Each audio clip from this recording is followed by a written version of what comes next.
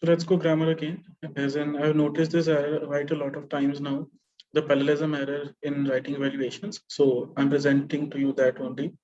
As in, you should maintain the kinds of things that you're presenting, and you should not be making a mixture. As in, if it's gerund v1 ing, it should have gerunds, otherwise also the sentence or the clause. Then if something is about maybe the first form of the verb, then you should maintain things in a way that they look homogeneous, they look parallel, things that are on same levels. So grammatically things are parallel if they have same grammatical forms. So v1 v1 v1 ing v1 ing 2v1 2v1, something of that sort. So if I see the first case, I like drinking wine and listening to music. I cannot write to listen, as in I like drinking wine and to listen to music. That is wrong, because first we have v1 ing and then we have 2v1, which is an infinitive. Don't do that. The correct version is I like drinking wine and listening to music. So is the case downward. This phenomenon kills animals and contributes to air pollution. Don't write and is contributing to air pollution, because again that would be um, a breach of parallelism. So be careful. And otherwise also, these are just two examples.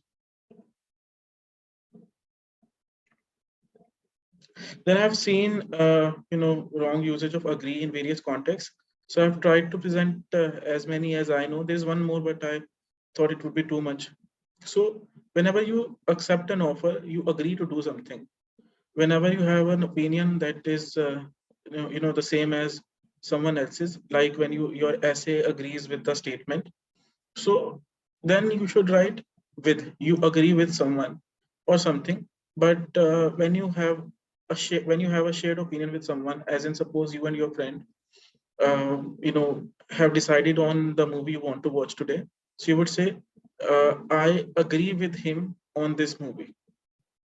Then you agree with something if you think it is morally right. As in suppose, since I'm a smoker, so I can say I agree with smoking.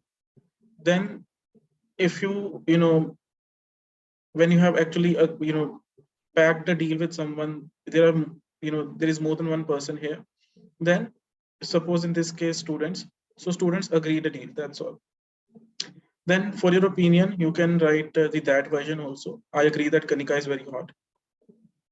Then if two pieces of information agree with each other, do read the instructions given for true false and not given questions. You will see if the information agrees with the information, if the statement agrees with the information given in the passage. So if two pieces of information agree with each other, they are the same factually. Now you might not know about this structure, had better, had rather, because it's mostly used in a way that the user will not pronounce had. I'm talking about Indian users specifically. So first of all, they are used to describe the best option available. As in suppose you are at a railway station and it's 1 a.m. in the night. So you will say that it was a redundancy. It is 1 a.m. or 1 in the night. So you would say, you would not wait for someone to pick you up from there. You would say that, okay, I had better take a taxi. That's the best option now. I had better. It is used to describe the best option available. And the structure is that you use the first form of the verb without any S or ES. And for the negative version, you just put a not before the verb, the main verb.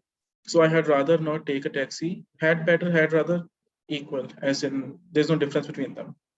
Fine. If you like this video, give it a like.